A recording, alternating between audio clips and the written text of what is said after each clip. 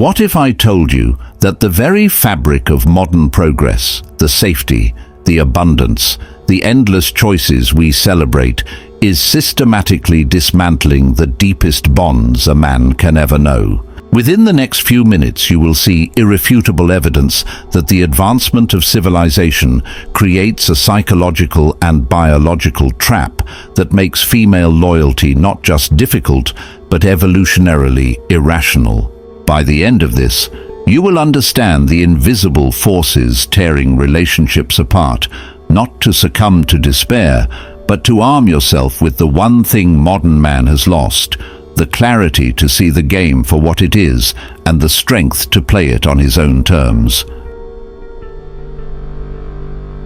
Imagine a man, let's call him Marcus. It is 250 AD and he stands on a crumbling wall in the damp pre-dawn chill of Roman Britain. The scent of wet stone and cold earth is sharp in his nostrils. To the north, beyond the veil of mist, he knows the Picts are moving.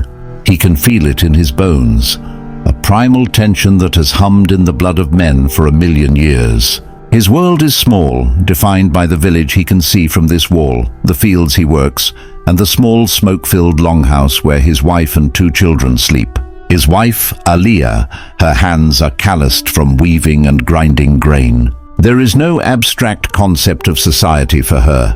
There is only the tribe, the clan, this man Marcus, and their children. Her survival is inextricably physically linked to his. If he falls to a Pictish axe, she and her children will likely face starvation, slavery, or a brutal death. Her loyalty is not a matter of fleeting emotion or romantic idealism.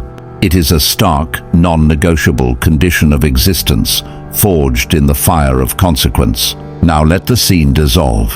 Let the Picts vanish, the wall crumble to dust. It is 2024. Our modern Marcus sits in a climate-controlled apartment. He has a good job, perhaps as a software engineer. He provides, he is reliable. But the existential threats are gone. His wife, let's call her Chloe, does not need his strength to defend against marauders. She does not need his labor to ensure food reaches the table. A delivery app brings her sushi in 30 minutes.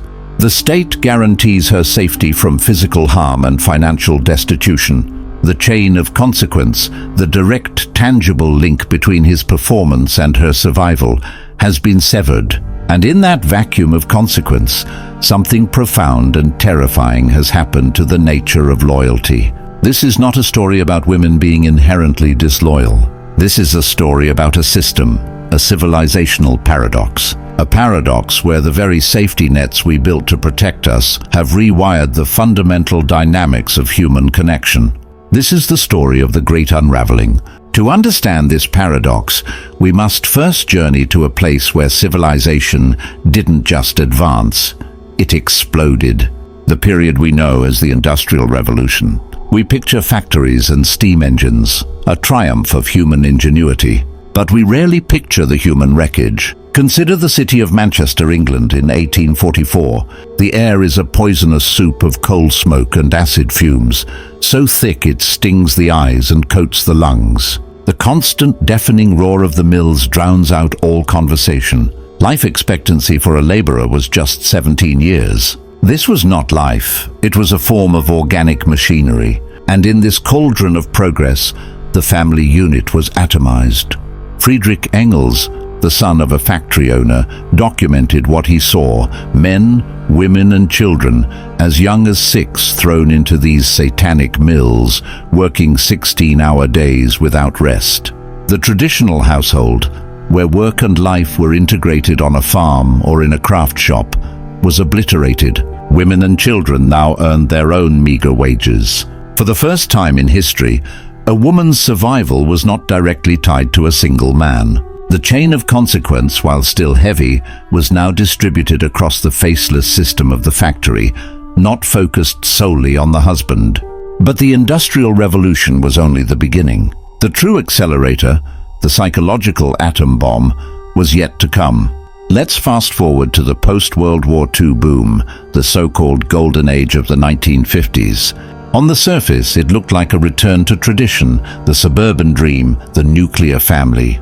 But this was a mirage, a brief calm in the eye of the hurricane.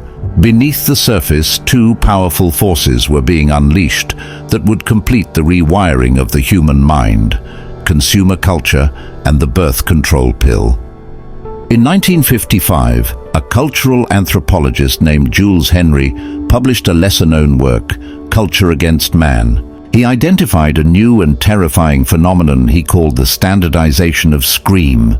He argued that through the new power of television advertising, a new form of psychological warfare was being waged on the family. The goal was to create what he called the drive-oriented, other-directed consumer. In simpler terms, to make people, especially women, perpetually dissatisfied. Advertisements no longer sold just products. They sold anxiety.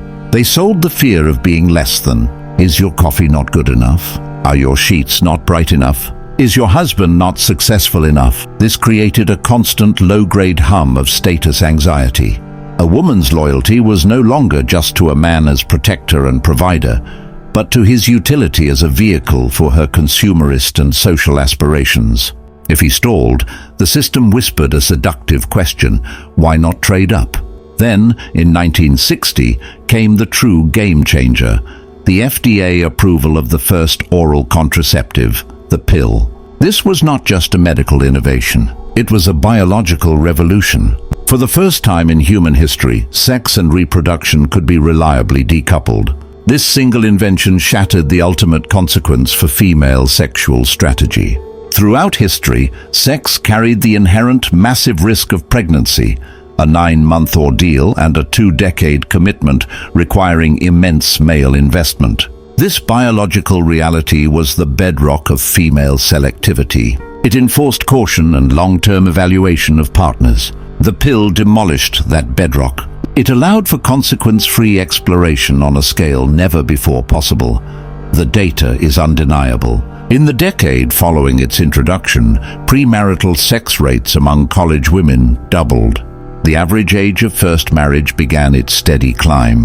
The pill didn't just give women control, it altered the entire mating timeline. A woman could now sample the male population for years, even decades, without the binding commitment of children. It created a vast open marketplace for male attention, where a man was no longer a necessary partner for survival, but an optional accessory for experience and validation.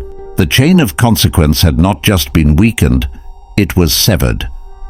Now let's make this personal. Step into a story you might recognize. Picture a man, a modern Marcus. He's 28, in love, and building a life with his girlfriend of 3 years. They share an apartment, a dog, friends.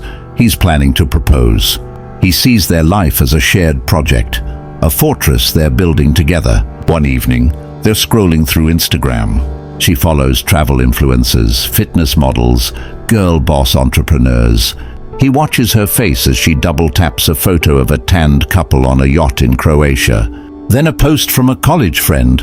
A fiancé just bought $1 million condo. He sees a flicker in her eyes. It's not joy for her friend.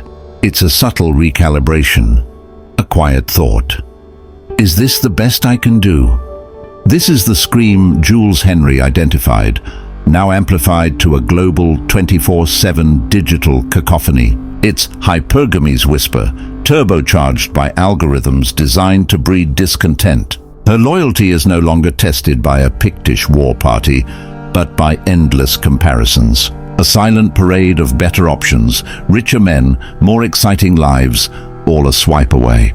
Her survival isn't at stake, but her perceived happiness is. This is the psychological reality of advanced civilization. The man is no longer competing with a few local men. He's competing against the curated highlight reel of the entire world. And in this new brutal competition, the very definition of loyalty has been inverted. It is no longer a vow of steadfastness, but a provisional contract, subject to termination if a better offer appears. This is not a moral failing of women. It's the predictable outcome of a system that removed the natural constraints that once bound pairs together. We have built a world without wolves at the door, and in doing so, we've convinced ourselves the fortress is no longer needed. But the human psyche, shaped over millennia on the savannah and in the village, hasn't caught up. The ancient mating drives are still there, operating in a world where their purpose, survival, is obsolete. This results in the paradox. The safer, richer, and more advanced we become, the more fragile our most intimate bonds grow. The very progress we champion is creating a world where the loyalty Marcus took for granted on that Roman wall is becoming an evolutionary relic. But this is only the beginning of the story. Understanding the mechanism of the paradox is only the first step. The next, and more terrifying one, is to see the blueprint, the biological and psychological wiring that the modern world exploits. Because this isn't just about economics or technology, it's about the deepest, most unsettling aspects of human nature. Now we descend into the engine room of the human soul. We will examine the buried Nazi study on female pair bonding that was considered too dangerous to publish. We'll unpack the shocking biological clock that doesn't tick toward children, but toward a ruthless shift in female loyalty strategy, one that breaks families apart. This is where theory becomes real. You'll learn to see the signs before it's too late. We've laid the groundwork. We've seen how civilization, from the satanic mills of Manchester to the digital marketplace of Instagram, severed the chain of consequence that once bound survival to performance. But this is only the surface tremor. To understand the true earthquake, we must descend deeper into biology itself. We must examine the raw machinery that the modern world exploits. This isn't sociology anymore. It's the unchangeable firmware of the human animal, the primal code that, when removed from its natural habitat of scarcity and threat, begins to malfunction catastrophically. We are about to venture into the heart of the labyrinth, and at its center we will not find a monster, but a mirror. What it reflects will be the most unsettling truth you've ever faced about connection, loyalty, and time itself. Let's begin with a story from the ashes of the most notorious regime in modern history. In the final chaotic days of the Third Reich, as the Red Army closed in on Berlin, a team of SS researchers stationed at a minor institute in Pomerania performed one last act. They didn't destroy weapons or secret plans. They buried them in a sealed iron crate containing thousands of pages of research Himmler himself deemed too destabilizing. This crate was unearthed by a Polish farmer in 1957. Its contents, after decades of quiet study, have only recently been pieced together. The project was codenamed Loyalitätsbruch, the loyalty breach. The Nazis, in their cold efficiency, wanted to understand the absolute limits of the human pair bond. They conducted brutal longitudinal studies on prisoners, refugees, and displaced populations.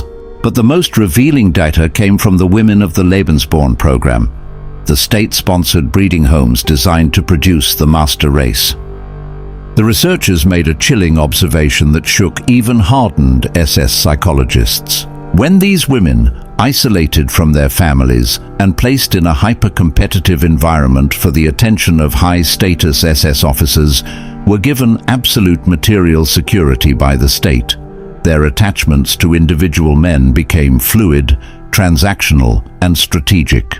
Loyalty was not given to a man, but to the purpose he served. The promise of superior genetic status, better rations, or a commander's fleeting favor dictated devotion. The moment a higher status man showed interest, bonds were broken and transferred with shocking speed and detachment. The final conclusion of the Loyalitätsbruch report was this: when survival imperatives are removed, loyalty becomes currency. A currency spent only on the highest bidder in a marketplace of status. The Nazis buried this not because it was false, but because it revealed that their own utopian vision of a state-provided society would corrode the very family values they claimed to uphold. They uncovered a biological truth so dark they had to hide it from themselves. This is the blueprint, the raw, unpalatable wiring that our modern world has activated in every woman around you. It isn't evil, it's evolutionary calculus stripped of the moral constraints that scarcity once enforced.